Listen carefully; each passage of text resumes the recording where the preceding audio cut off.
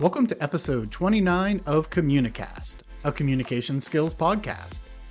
I'm Scott D'Amico, president of Communispond, a global communication skills training organization. In this episode, I'm talking with Kevin Wilde. Kevin was the chief learning officer for General Mills, currently serves as an executive leadership fellow at the Carlson School of Management at University of Minnesota, and is the author of Coachability, the Leadership Superpower. Check out the episode to learn how to avoid the 5 faulty assumptions that prevent leaders from remaining coachable, find out how to get into and stay in the learning zone, and hear about Kevin's experience as a chauffeur for the legendary Jack Welch. I hope you enjoy. Kevin, thank you so much for joining me today. I'm really looking forward to this conversation. Yeah, terrific. Hey, thanks for letting me join your discussion. Yeah, absolutely. So to get us kicked off, really before we dive into the nuts and bolts of everything, why don't you tell the listeners just a little bit about yourself, your background, your career journey, and ultimately what you're working on today?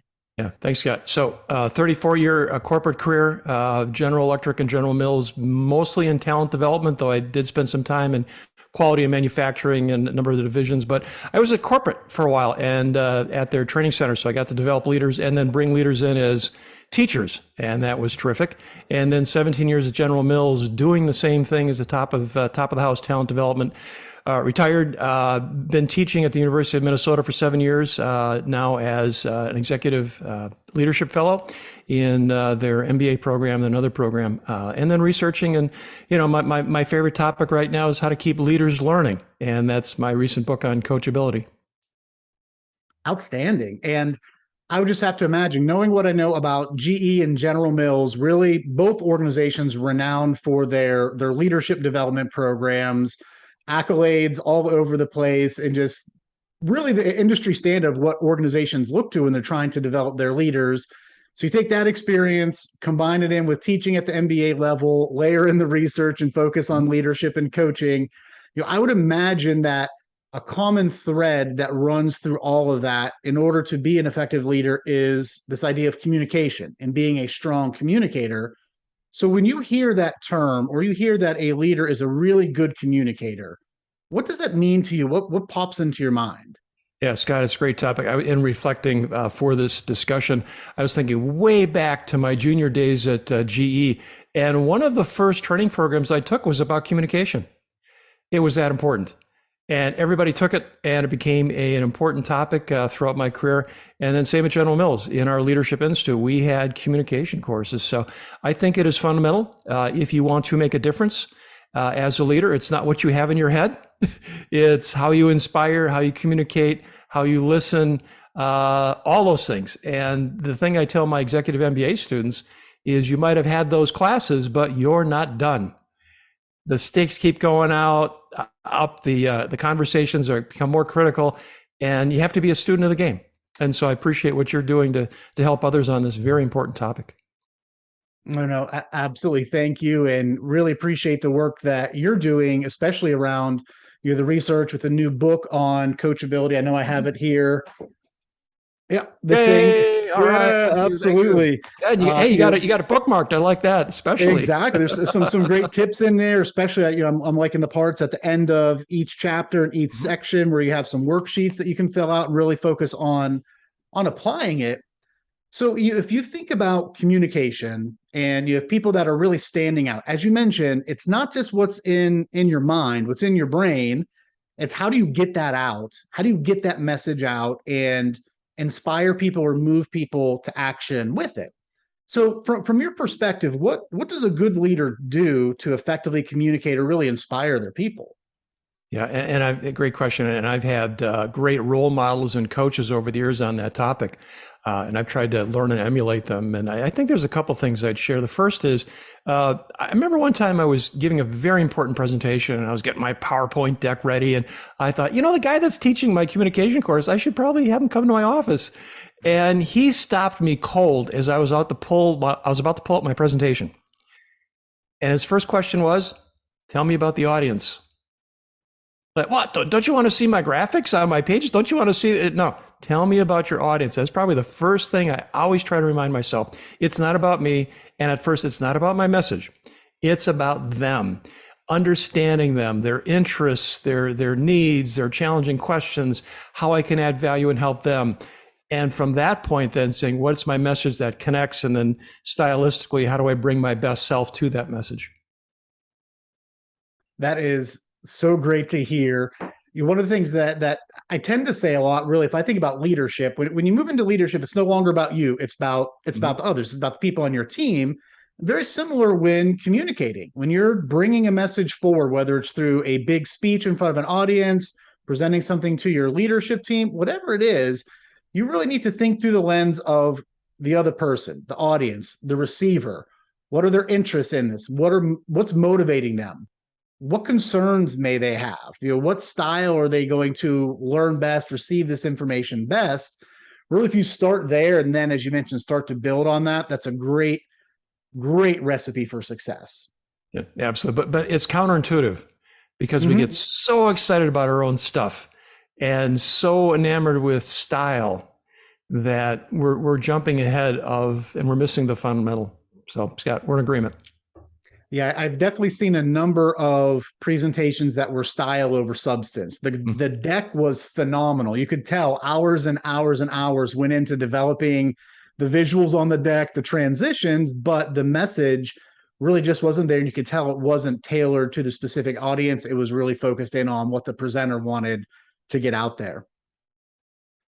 From your research, Kevin, and the work that you're doing around leadership and leaders in the business community today, what are some of the key soft skills or communication skills out there that you're finding either most important, or perhaps you're seeing that there is a big skills gap out there that folks really need to focus on? Yeah, so we're in agreement that always working on your communication, always working on connecting with others, understanding them, that's fundamental. And we're kind of skipping that. Yeah, you have a job to do. So helping, I don't want a leader to sort of lead from the back of the room all the time. It's like, no, you help us with strategy, help us with where we're going, get us excited about the purpose, all the things that you should be doing. So it's getting to know and inspiring those around you. And then also, okay, so where are we going? And let's bring that to bear. So, and again, clear communication is critical there. The thing that I've been working on, curious about, and it goes back to, if I may tell a little story, that in my last few roles at my last company, I would meet with the CEO and the senior team, and we would do a regular review of the top leaders, all 500. Company's been great, a lot of great talent. And so we were talking about who's successful, who's ready for the next big promotion, how do we develop people? Great conversation, and you could tell the leaders really cared. But I started noticing not everybody made it. And somebody on the list last year wasn't on the list this year. So I started doing a little, by the way, we had a lot of success, big list of great talent, but there were a few that, oh no, they stumbled. They got over their heads. The career derailed, something happened. So I started doing a little side project on, okay, when a good leader that we loved, we challenged, we moved them ahead, something happened that's not working out and they had to leave, I would do a postmortem. And I'd interview the manager, I'd look at the personnel file, and I'd kind of do a quality Six Sigma. What was the defect here, if you will? How do we avoid that, both in terms of company costs, but more importantly, human costs? Because nobody volunteers to derail, right, Scott? Right. No, I don't want to be a failure. And I found some patterns, shared it with the senior executives. The most important finding was I looked at their last 360 survey of record. And this is a survey of peers and direct reports and managers saying, how is this leader doing in behaviors?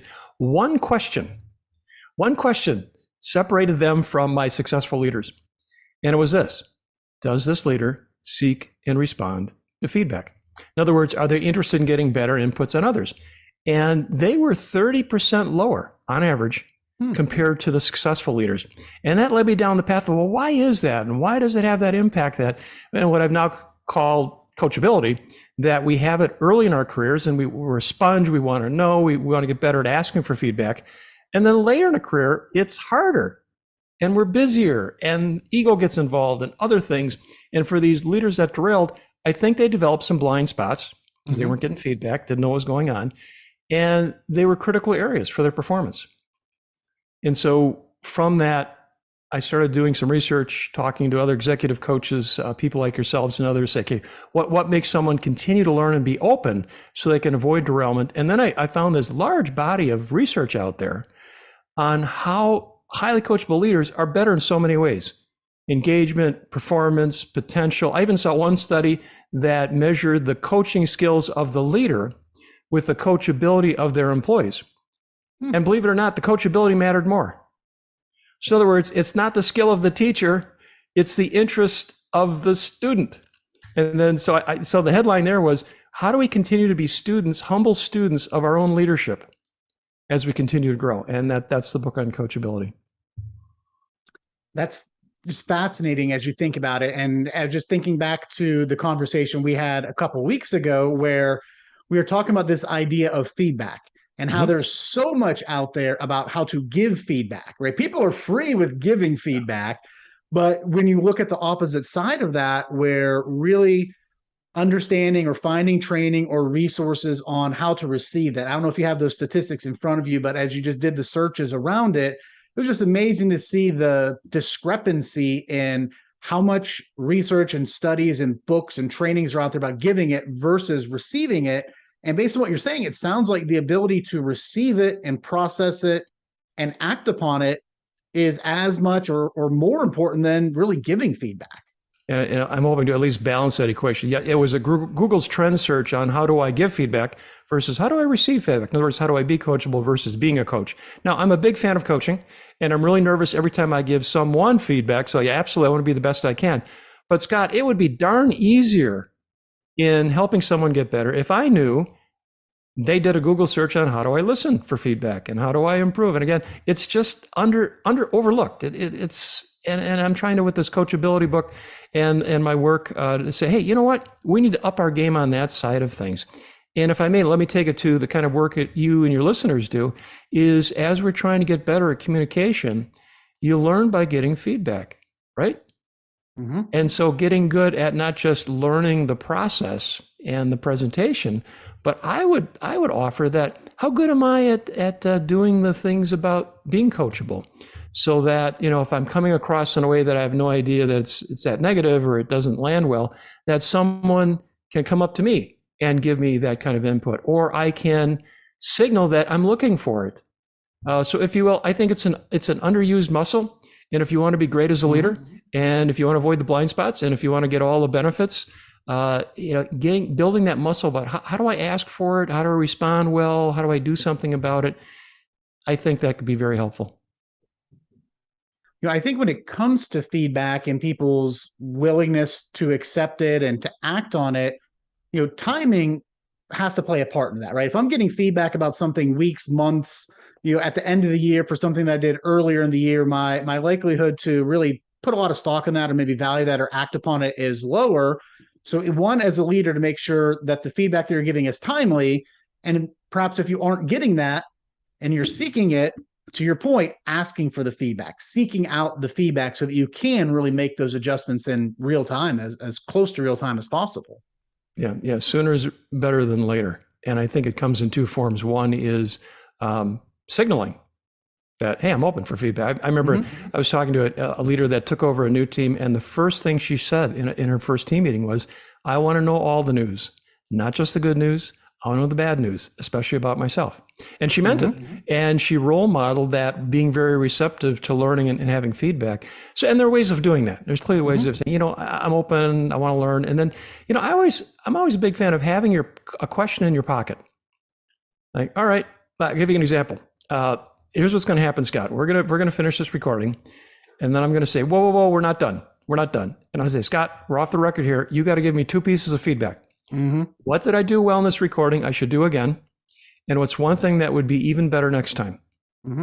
And those are my pocket questions. And while I might have a specific topic, by the way, the last recording I did, someone said, Kevin, good content, slow down. Thank you. So you check me now, make sure I'm slow enough, but, you know, pausing. But I think having pocket feedback questions, specific things. Hey, I'm trying to get better at this. You know, asking good questions, pausing before I respond, being clear on the message, whatever. And then ask those things often enough that you're in a continuous learning cycle. What are some of the things that you keep that you think, or from your research, you're finding keep leaders from doing that, especially as they ascend throughout their career, maybe get later in the career? Yeah, back to my interviews and then coaching and research I've done, and I think we can all identify with some of these. The first thing I found, I call the false finish line. And the false finish line is, oh no, I'm the leader now. I'm the boss. I've made it. Why would I continue to ask and try to learn and be humble and like? And to some, like, yes, you've earned it. You've got a track record of success. We're confident you in this role, and you need to lead. However, you are not at the finish line. It's a continuous development journey. But that mindset about I'm the leader now, I can relax, I can get busy with the work and not continue to be busy with my own development. That's the false finish line. So I think we've all seen that. The reverse of that also happens, which is I call the superhuman stance. And I've run across that with my MBA students that, oh no, I'm the leader now. And if I ask for feedback or how I could get better, they're going to start doubting me. And they're going to feel I'm not really smart enough if I'm asking for coaching. Now, in a very toxic environment, you've got to be very careful on how you do that. I get that. Nor, Scott, do I want my CEO running down the hall every week saying, what should I do now? No. On the other hand, say, you know what? I'm an imperfect product. I'm continuous being developed. And as your leader, I'm going to do the best I can. But, I need some feedback and coaching too. And I think that notion about, people are, if you're genuine about it and you respond well, you can ask for feedback. So that's the second one. So that's the superhuman stance. The third one is very seductive. And I felt it myself, and it's called the boss booster bubble. And what happens is once you get to be a leader or you ascend, people start treating you differently, and they're very careful about things, and they filter things, and you don't hear all the raw feedback you used to early in your career. And most bosses know, no. I got to have both sides of the equation here. I know it's not all good news. But for some, or you get too busy, like, man, I'm just hearing positive feedback from my team. I must be fine. And again, that's the booster bubble. And no, break the bubble. Know that you got to hear both sides of things. Then there's the fourth one I'll call the lonely lament. And I think it's become more true lately in our COVID work from home era and all that, which is early in a career, you had lots of buddies. You had people that would tell you things. Once you become the leader, you kind of stand alone. And, there's more scrutiny to leaders, and we have to be very careful. And I think we can get isolated. So we don't have what I call the truth tellers. We don't have the learning buddies anymore. We don't have that offhanded feedback or there's occasional things that happen. And you can get isolated. So I encourage people, you know what, you got to find some coaches. You got to find some peer mentors. You got to have your, little group you have breakfast with every once in a while and rebuild those relationships. So Scott, those are the big four. I thought that was it until I heard the fifth one, which is people would read the book, go to the seminar, listen to the podcast, and they would say the following: boy, Kevin, this is great stuff. I love this. I don't want those faulty assumptions. I'm going to work on my coachability, but I'm really, really busy right now. So can we just wait a few weeks and then I'll start working on it? So I call that the magic moment mirage, which is there's a mirage out there in the future that things will slow down. I'll work on my stuff, not now. And the answer is no. And you know what? You think you're done now. Wait till you see what's waiting for you next week. And so coaching there is you got to find a little bit of time. You got to make a commitment. Like, I'm going to, for myself and then, to be the best for others, I've got to reserve a little room to work on my coachability or to work on my communication skills or to ask a good question. And you got to build that into your game plan. So those are the five that I've seen.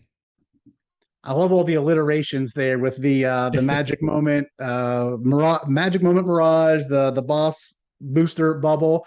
Thank you so much for sharing those. I definitely encourage folks that are listening to this, one, start to reflect a little bit. Are you falling into any of those? And then we talked a little bit about the book earlier, some fantastic things where Kevin goes into more detail about those on the book. But so thank you for sharing those.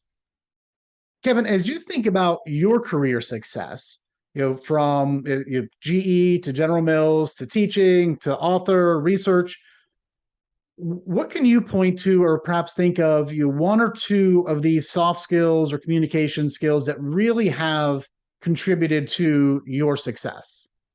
Yeah. Well, I think those around me forgiving me I'd start there, both in my work and now reflecting on, I'm writing about this, but did I really do it myself? So I think humbly, that it's an interesting one, Scott. Let me put it this way. One of the studies I ran across measured 300 leaders, their coachability against their self-confidence. And of course, we would all agree, hey, self-confidence is very important, right? And what the correlation found is you can have too much or you can have not enough, and that impacts your coachability. So in other words, you're interested in growing and having feedback. So to me, the sweet spot is that middle where enough confidence to try new things, enough confidence to listen to tough messages, enough confidence to ask, but not too much confidence. And, one side, I call that the I can't zone. And we've all been there, right? I mean, there's times like, I just can't learn anything right now, or I don't want to hear that right now. Like, oh, no. So I'm tired or busy. Like, yeah. But if you operate constantly in the I can't zone, you're never going to be a learning leader. On the flip of it is the I don't care zone. And the I don't care zone is like, you know what, Lauren, I'm fine. I'm fine. Thank you. On whatever that topic is. And the sweet spot's the middle. And what we found is the correlation highest on the highest coachable leaders, all those benefits of being coachable, had the right amount of confidence. And they operated in what I call the learning zone. And then the book's got all the, the practices they do to stay in the learning zone. But I think that the clear message I would offer about if you're going to continue to lead and lead well, operate in your learning zone. Enough confidence to try things, to listen to things, but not too much to get so busy that you're not humble enough to learn something new. It makes perfect sense. And I would think that there's, in a lot of organizations, especially probably larger organizations that are growing pretty rapidly, where oftentimes people are just thrust into leadership positions without really any preparation. Maybe they were the top performer in their division, whether it was sales or really any division within the company. They're the best performer. So naturally people think, oh, well, you're going to be a great leader. You're going to be able to coach and teach all of our people to do this.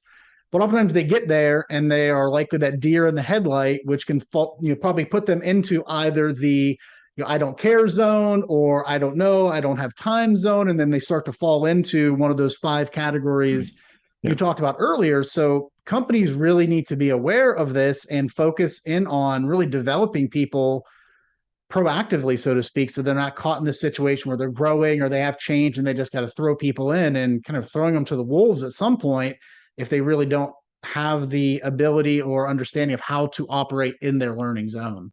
It's obviously transitions, particularly stepping into leadership for the first time, is a great opportunity to be in the learning zone.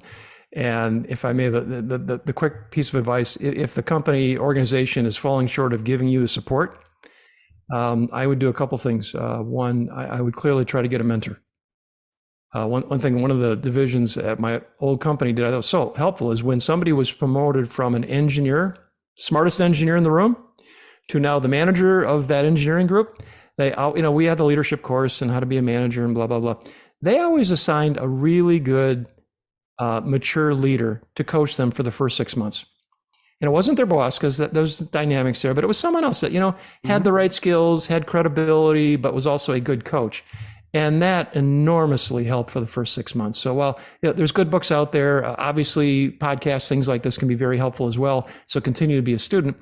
But I would say try to find 1 or 2 folks that can be your regular coach, that you can air, hey, I got a bad employee, what do I do about that? Or, hey, my boss is cutting my budget and that's impossible, or, whatever else, that not only do you get the wisdom, but you get the support and the accountability to continue growing as a leader.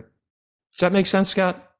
Makes perfect sense. And one of the things that I've found as well throughout my career is having that peer network. So I was very fortunate to move into my first time management positions, people leader positions, at the same time as other colleagues in the organization. A mutual friend of ours, we kind of went through the ranks together, stayed in touch, talked regularly, bounce ideas off of each other. And to this day, as we're going through something at our respective organizations, we'll call each other up and just get that advice. So I had a number of people like that really helped get through some of those tough times in my early leadership journey.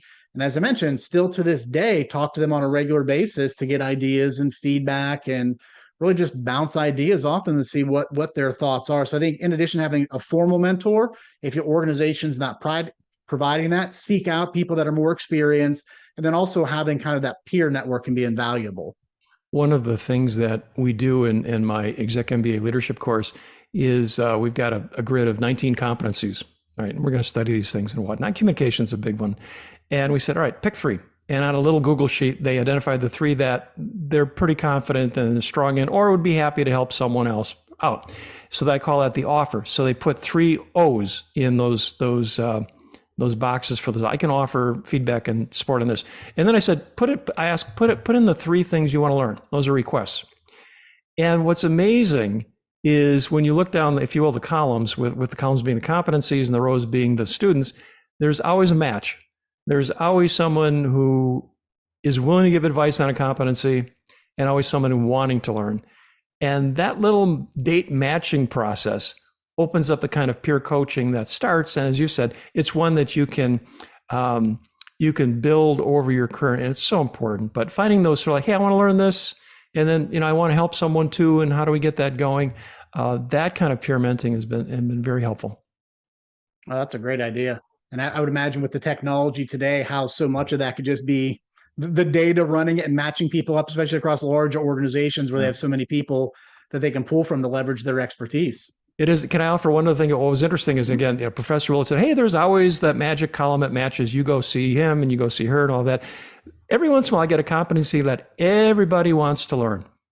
Nobody's, expert in. Mm-hmm. And what I've said is, I don't know if this breaks any academic rules, but why don't you form a study group? So in addition to sort of emotional peer coaching and finding someone who's wise, it's also the finding a buddy or group. Say, hey, we all have to learn the same thing. 3 of us are new managers, or, we all have to go through this reorganization together. Let's form kind of a breakfast club and get together from time to time. And what I told them, I said, by the way, when your paper is due on what's your development plan, if I see the same items from the group individually, I'm okay with that. That's not plagiarism, as long as you're serious. Now, if 5 papers look exactly the same, I might have to call you into the dean's office. But, that's notion about plagiarism is good in the real world. Mm-hmm. How can you learn from others? Both that they're smarter than I am or they've got more experience, but also that, hey, we're all on a journey together. Let's kind of compare notes. Perfect. No, that's a fantastic idea. And I've seen that throughout my career in a sales setting where people were working, say you call it the enterprise club. If you were working the biggest of the big accounts where you get together once per month and kind of talk shop, so to speak, or get ideas. What are you doing with this account? What's working well over here? What's not working?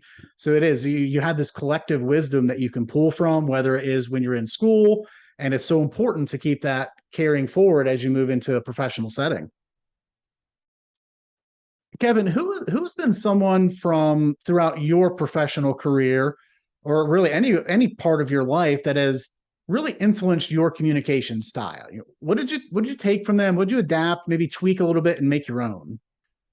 So many leaders, it's hard to say here is one. So whichever one I'll choose, I'll then think of, there's 20 others that have made a difference. So very tough question. One that I just amazed at is when I was at GE back in the day, when the place was just humming, just doing great. The leadership course I ran, we had the top 12 executives visit the class, and they were guest speakers, and they would bring in a topic, et cetera. They were all great in their own way. I mean, different styles, very different styles. And I think the message about there's no one way to be a leader or one way to communicate. They were very powerful. They were very authentic. I'll just give you one example, just about the classic difference. So I had the CEO at the time, charged up, the late Jack Welch. I mean, he came in, he was excited, he was charged. I could set my watch within 5 minutes. Everyone else in the class was excited because he was really into the business and where we're going. And it was a very genuine kind of man, this is so important. Let's get it right. And then the head of law, let's call him Ben, came in, quiet, reserved, thoughtful. And he taught with kind of a Socratic method. Mm-hmm. And he would say, well, let me give you a situation here. What would you do? And you'd say, well, I would do this. And he said, I like that. But what about this? And he'd ask a question. And you'd think, oh, that's not right. I would do this. Like, well, let me ask you about that. And it wasn't you're on trial here. It was a collegial, let's look at all the angles here. And if you're going to be a leader, you've got to think through things. And having, as you said, that peer group to kick things around, very different communication skill. But I both remember, the energy and excitement of Jack Welch, CEO, like, okay, I got to bring that energy to leaders, and very authentically as I'm with groups and audiences. And at the same time, the quiet humbleness of Ben to say, let's think through this together. I have some questions. I got to say, Jack Welch has probably been one of the greatest answers that I've heard so far in response to that question. To have the opportunity to really hear from him. And one of the great things that you mentioned there is this idea of authenticity. So with Jack coming in, I'm assuming that's his energy, that's his style to get people fired up. He's very passionate about it. And if some of the other leaders perhaps would have tried to mimic that style, it likely would not have worked, right? Because they really weren't being authentic, being themselves, or just trying to force it. And it goes back to what you just mentioned, is that there's so many different ways to lead. You have to really find what works best for you, what you're comfortable with. Sometimes it is that hoorah leader that really gets people fired up. Other times it's that quiet confidence or the humbleness to ask questions and ask for clarification, which can be so powerful. And I remember from my undergraduate, I was a teacher and going through my education degree. We had a class where the entire course was taught through that Socratic method, so to speak, where we would be up around the room and she would be putting questions to us and we'd be moving through the room based on our responses. So it really forced you to think, and it's just a very memorable experience. Yeah, I think on that second one, and by the way, I'll say, yeah, I was actually Jack Welch's chauffeur, because the training center had a helicopter pad. He would helicopter into it. I would pick up in my car, and I would always have 5 minutes to drive him in and then do a debrief driving him out. So I got to know the guy kind of on a personal basis. And great in so many ways, and at the time I thought that was the right style, and obviously times have changed. And he probably, if he were leading today, I think it would be a different style than what we saw back then. But yeah, there's the man, there's the myth. But again, I think the thing that impressed me beyond Jack was his enthusiasm of building other leaders. That it wasn't all about him. It was about all of them being leaders. And I always tell my class, I said, I think the number one job of a leader is not getting results. It's not this or that. It's building other leaders. And I think the agenda for the week, the agenda for the month or the year is, okay, in addition to getting the job done, having everyone feel good about it, is have I built their capabilities? Have I inspired them to be better leaders? Have I delegated? Have I put them in stretch things? Have I built their confidence? Have I built an inclusive environment where everyone feels they belong and can bring their best? Have I created a safe space where conversations that can happen that are very important, but are kind of difficult conversations, right? With listening and respect. And I think all of those questions about how do I build the right place and then how do I build leaders around me is something that I learned. That is a great lesson to learn, is this idea of building other leaders and going back to that adage of when you're a leader, it's really no longer about you. It's about the folks around you, right? What are you doing to help them succeed, whatever that means to them, not only from a result standpoint, but preparing them for their next step. Maybe it is they want to become a people leader. Maybe they love their job. They want to continue to grow their skill set and grow with the organization that way, or they want to try something else out, move to a different position. So it's really understanding that and figuring out how can I best help them get there. It reminds me, there's this academic study I ran across, I don't think it's been published yet, that looked at an organization and they were measuring, I call it the dynamics of talent hoarding. In other words, leaders that held on to their talent and didn't promote them or freely move them on because they were doing such a great job for his or her organization. And what they found is they were tracking high potentials. And what they found convincingly is the best managers were magnets for high potentials because high potentials got promoted more frequently from that organization and from that leader. And again, back to the notion, but I'm not just building talent to get my job done. I'm building talent. Yeah, I got to get my work done. So let's be clear about that, for the team. But it's also that I'm going to help you move ahead. And that reputation of being a talent magnet, because it's also a talent launching pad, was kind of like proved out with the research. And I'm just reminded, yeah, you're building leaders, not just to do your work, but more importantly, to advance them, in their careers in the organization. No, that is awesome and exactly the way it should be, and makes sense that the best leaders are the talent magnets because they know that they're ultimately going to be successful with them. Yeah. Kevin, I want to be respectful of time. So as we're wrapping up here, what piece of closing advice would you have to folks that are listening, whether they're in school, maybe in their first job, or even mid-career trying to make a change? What advice would you have for them around their communication skills, coachability, whatever it may be that can really help them throughout their career? If I could only summarize that one phrase, right? I mean, the one thing I'd go back on that you've asked that I would say is that question about how can I operate 10% more in my learning zone? You look at your calendar in the morning, 10% more, end of the week, did I do it? What would it take to, again, have confidence to learn, to grow, to try things, to ask questions, and at the same time, to be curious enough and humble enough to know that you need it? And that's being in the learning zone. So my challenge would be, how could you operate 10% more in your learning zone? I love it. It's something that requires intentional focus. It's not just going to happen if you go in it with that approach. Oh, eventually I'll pick this up, I'll learn this, I'll do that. The days are going to get away from you. The weeks are going to get away from you. The months are going to get away. The months will become years. There'll be phases of your career where you're not progressing because you're not really being intentional about how do I operate and stay in this learning zone by focusing on, developing new skills, seeking out feedback, and accepting and reacting to that feedback. Your mindset of intentional is probably one that you've mentioned before, probably. But I'd go back, if people want more support, if you go to my website, thecoachability.com, I've got worksheets, I've got tips and tools, thecoachability.com. And then also love to connect on LinkedIn. And if there's some follow-up questions or ideas, happy to continue to support that. Outstanding. Kevin, thank you so much for joining me today and sharing your wisdom and expertise.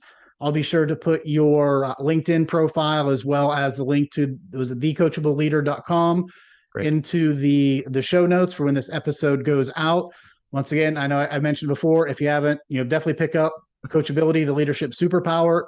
Fantastic book, a lot of great tools in there. Kevin, once again, thank you so much. Hope you have a great day. You got to thank, and know that once you stop the record button, I'm going to have 2 questions for you. Perfect. I've been thinking about them. All right. Take care. A special thanks again to my guest, Kevin Wilde. This episode was just jam-packed with so much valuable information that it's difficult to pinpoint a key takeaway.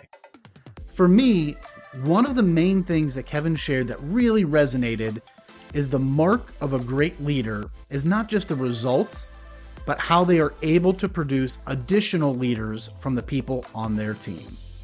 As always, if you haven't done so, please be sure to subscribe to Communicast so that you can be notified of new episodes. Thanks, and have a great day.